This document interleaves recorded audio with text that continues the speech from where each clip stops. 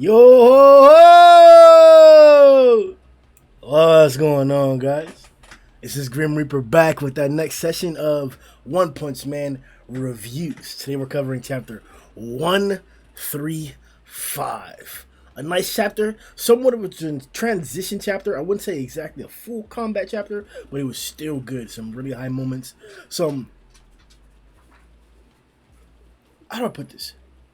Some great positioning for characters to be incredibly impactful in the next consequential chapters. So, without further ado, let's begin. If you guys want to support the channel, make sure you check out our Patreon and our Discord. Both those links will be in the description. Hit that big red button in the corner, subscribe. In our Discord, we discuss One Punch Man and all different kinds of manga and all different kinds of topics on the regular. If you want to, one second, I gotta make sure that the stream's running. Okay, yeah, because I can't find the, all right, well, I'll share it in a second. Okay, but introductions aside, let's get it started. I'll share the video after. All right, so Genos is back. Genos is finally setting the standard. Genos is finally gonna make the difference. This is what I would have said. No, this is what I did say about like 2, 3, 4, 5 weeks ago, and I kept repeating it. And I kept saying it because the armor was amazing. But the questions about the armor were more numerous than the feats that we were expecting from it. How durable is it? How much offense does he have? Can he fly? How are his beams? How are his cannons? A 10-second mode. I think it's pretty safe to say that we now have a more complete picture of Genos' armor. We've now exited the 10-second mode. We saw what happened immediately after, and now we're seeing what the next consequence is. I want to make this clear. I don't really want to entertain any Genos downplay, but I won't be dismissive enough as to just count any disagreement as Genos downplay. It's pretty obvious now that being able to one-shot a demon with a pretty strong core in G5, flying up and running to Tatsumaki's rescue after Sairochi had already let off her blast and activated his drill cannon to deflect it, canceling out one of Sairochi's earth cutters, quote unquote, as we saw there. It's pretty hard to debate right now that even with his 10-second mode gone, that Genos isn't one of the strongest dragons that we have in the series current day. Now, we can obviously ask questions about his current condition, his durability. After taking all that damage, what can he really do? Does he still have the same physical standards as he did before the 10-second mode? All those questions, it's fair to say that we still have time to deliberate upon those, to have those detailed out a little bit more. But for now, I don't think it's crazy or too far-fetched to say that Genos is a high dragon in this format. I know in the reaction I claimed that he was an above dragon. It's just solely because it's as we mentioned in the podcast. It works almost like a regular engine. You have a car, there's a red portion where your RPMs are. You don't really want to go into that portion, but you're able to. So that's the whole purpose. Genos is able to go into the 10-second mode. You don't really want to go into that because it has extremes. You definitely don't want to go overboard. But by using it, it should still be within the realm of your capabilities. So it's fair to say that just this Genos has the functionality of going into a supreme above dragon form for 10 seconds. I think that's fair enough to declare him to be an above dragon, because we do that for a bunch of other characters. There are even individuals who may claim that Boros may not have been an above dragon up until like his armor came off, or whatever other example or stipulation you want to give.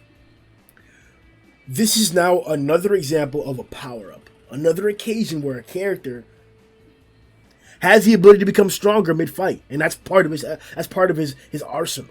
So we can't continue to separate them as if they're two different characters. We can't continue to do that for Boros. We can't continue to do that for Bud God. We can't continue to do that for a variety of characters. These characters are able to voluntarily go into these forms and utilize them as part of their arsenal. So we should probably consider that as part of their arsenal. We don't take away Bang's form with his Crossfang, whenever he did that, we don't separate that as a different bang or Crossfang bang or I think it's like Sky Aura Fist, the one that he did to the Centipede. We don't consider those 2 or 3 different bangs. They're all within the same entity. So if Genos is just opening 10 seconds of using his full capabilities, I think it's fair to say that like he's an above dragon character. Even though, like I said, it's safe to say he's a high dragon for sure. But above dragon is a considerable topic to have a discussion. 1 second. Let's see if we can finally share the stream. Some more guys in here before we clear it out. I don't know why it's not coming up. Okay, here it is. All right. Now we have a few more. There's a few more things that did happen in the chapter that I want to harp on, but I don't necessarily want to make a big deal out of it because they're more transition pieces. They're more forms of build-up for later on, or you can see them as like great positioning for the current situation. So I guess let's start with the build-up for later on, right? Tank Top Master. Now we've seen the dialogue that's been spewed amongst not only Moomin Rider, but now I forgot it was I think it was Snake or Lightning Max. I'm not sure. One of the other lower class fighters were mentioning about throwing on a tank top, and they were all admiring the power of the tank top. And we now see the continuous religious gospel of Tank Top Master and him attributing all his feats to the tank top. So with Moomin Rider now declaring that he is indeed the disciple of Tank Top Master, his master, is his name now Moomin Tank Top or Tank Top Moomin or like Tank Top Rider? Like, what's Tank Moomin? Like, what's the appropriate name now? I'm pretty sure that Tank Top Rider is probably going to be the one that we go with. But I wonder if his hero name is actually going to change. The positioning of the Tank Top army with the new addition of Moomin Rider. Moomin Rider's not like a god-like fighter, but he does have some feats, especially in like outside sources from the manga, like in audiobooks and stuff, where you're hearing that like he can like take big punches or bullets with his armor, something like that. Whatever the case may be for Moomin Rider, we're gonna stick to the in-manga version, and he seems not the strongest of heroes, but very, very competent in terms of hero work and his bravery. So I wouldn't be surprised if he rubs off on the rest of the Tank Top crew, and we start to like see an erosion of all that like hateful rookie crushing behavior from the lower Tank Tops, like Tank Top Black Hole and the other guys. Hopefully, we start to see a transition and change like that. That'll be some great development for Moomin Rider in terms of like his character, because that's really what he brings to the story. That his personality and his demeanor, they affect the world almost as much. Let me not go there, but that would be a really good theory to put out there. That the final goal or the final pinnacle of Moomin Rider will be that, to where his demeanor and his character affect individuals and affect the storyline and save people as much as the power of Saitama. That'd be an amazing thing to see, and it'd be an amazing thing to prove, because King told Saitama in his ideological struggle of depression and of being the strongest already believed. You told him that you may be the strongest, but you're not the best hero. Those are 2 different things. And it's, I guess, if you reread it, you can take it in a bunch of different ways. And you can give a bunch of different context to it, especially with the consequential chapters that have been coming out. All the, like, the ideology and, like, the hate and the revenge of the different characters that have been going on. If that's, whatever the connection is, all we know is that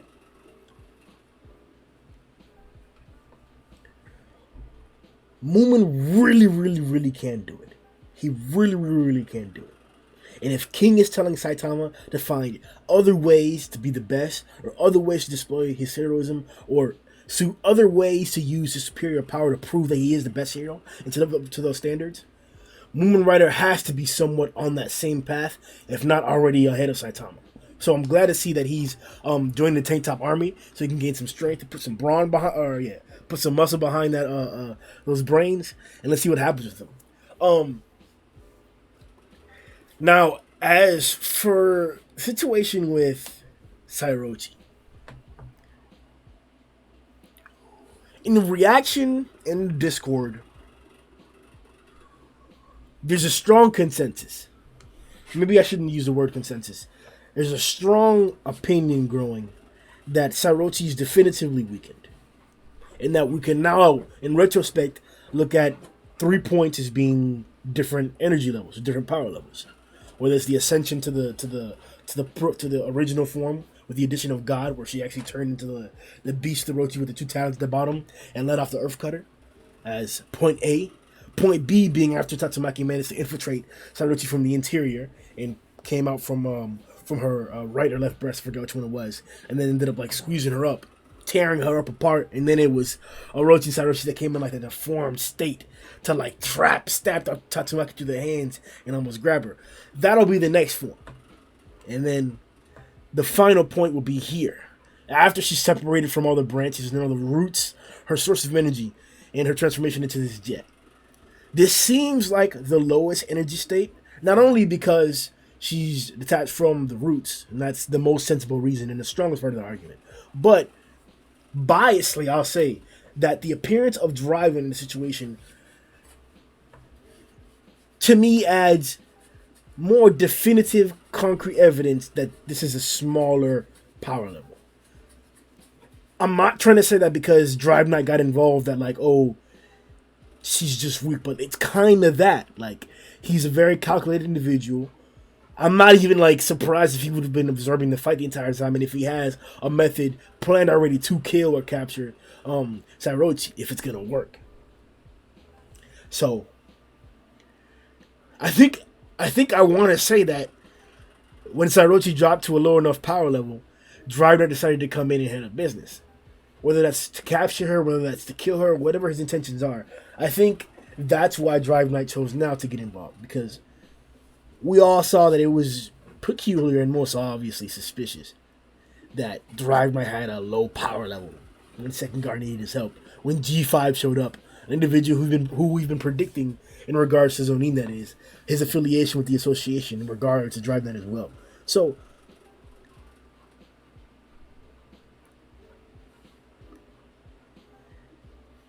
it's not crazy to think that Drive Knight wasn't out of energy. He could have been, and he could have gained enough energy. And for now, that's the argument that we have to actually go with, that we have to actually champion. That Drive Knight, with that little lull in time, was recovering sufficient energy to be able to combat Orochi at this level. It makes sense. It's an acceptable argument to a degree, you know. It's whatever. I'm just saying, like, to me personally, I'm not going to turn down the idea that he had power the entire time and that he was just disadvantaged up against Genos. We saw what Genos was able to do. Drive Knight now saw what Genos was able to do. I don't think he had any intention of fighting Genos, solely because he understood that. And that brings some more peculiar like ideas to the table. Like, was Drive Knight able to sense Genos' power level? Does he have that capability? Like, does he have like some innate power measuring like device or mechanism inside his like nanotech comparable to like the Masker, if not better, that he can just use for his like, I guess, for his prep? It makes sense if you're a prepper, if you're, you know, very cautious, prepared fighter who plans everything that he does, very strategic. It would make sense for you to have tools to help you do that the best you possibly could. But like I said, it's not anything that we can confirm. But I'm pretty sure that Drive Knight didn't fight Genos on purpose. That Drive Knight was going to let G5 try and kill Second Guard. And that Drive Knight showed up to fight Sadarochi when she had dropped to a low enough power level. That's what I believe. That's the confirmation. And this is not... None of this is a negative for Drive Knight. These are all strategic high points that he's using in combat to win. And it's needed and it's necessary, and I'm glad that it's happening. But I don't want the jet format, as we talked about. Multiple individuals have made fun of it. It's been a meme in the community for a while now, how crazy things have been getting, and now we're in jets, trying to shoot down jets with blades and stuff in Atomic's case. Hopefully we'll be out of this. A lot of individuals are also like pushing for the end of the fight. I know Phoenix Man Goose from the Discord, he's one of our patrons. He's also been mentioning that for quite a while now, that like this fight's been dragging on, in his opinion. I don't necessarily agree, because I've loved the feats that have been happening along the way. This fight has been one of the best fights in the series so far. I know I say that for a lot of fights, but There's been too many great widespreads, with too many great moments, with too many like great feats for me to like not accept it. The Flashy fight was amazing. The Atomic fight was amazing. The Child Emperor fight was superior than those, but this fight may even top that. So, um, we're not out of the woods yet. I personally want. Well, you guys know what I personally want. I personally want Sairochi and Orochi to split, and I want Orochi to take power. I want him to get that rematch. But we can't all get what we want. So, to close out, we saw some more relationship cues with characters building more development there. That's obviously been the main focus, I want to say, in the majority of 2020 and like maybe even like 2019. Not in its entirety.